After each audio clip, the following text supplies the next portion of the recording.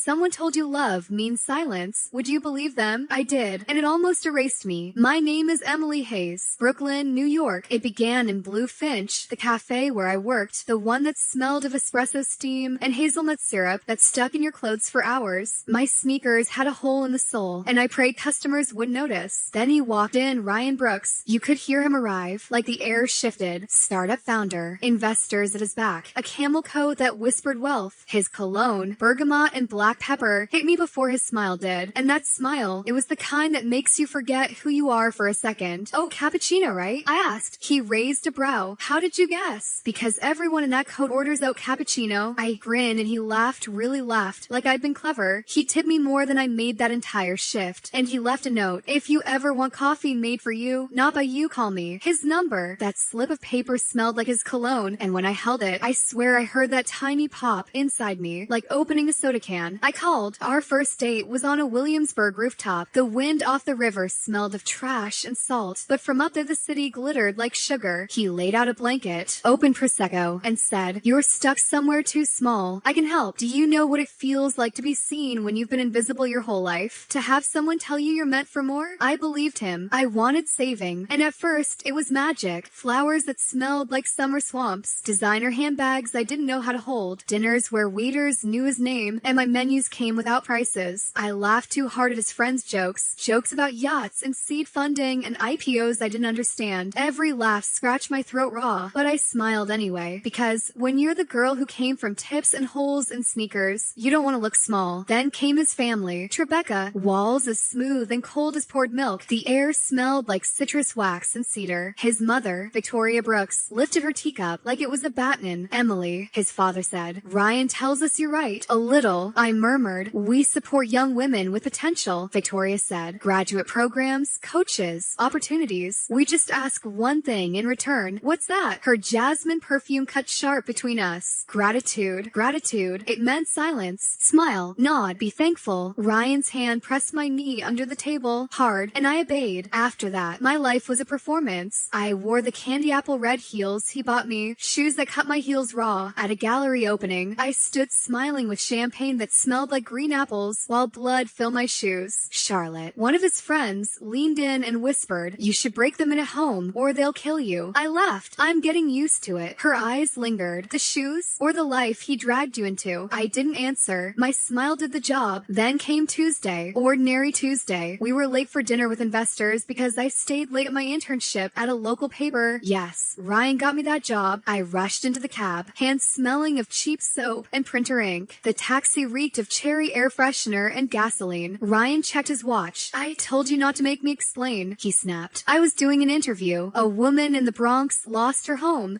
Your stories can wait. Dinners can't. This is level Emily." At dinner I sat by a man named Nick, chewing steak that bled pepper and iron, talking about IPOs. I excused myself to the restroom, and in the hallway I heard it. "She's sweet," Ryan said. "Keeps me grounded. It's a project, yeah, but she's almost polished. She's got potential. As long as she remembers our arrangement." My stomach turned. A project, an arrangement. That's all I was to him. Not a woman, not a partner. A project to mold, polish, own. That night, by the river, November wind cutting like knives, I finally said it.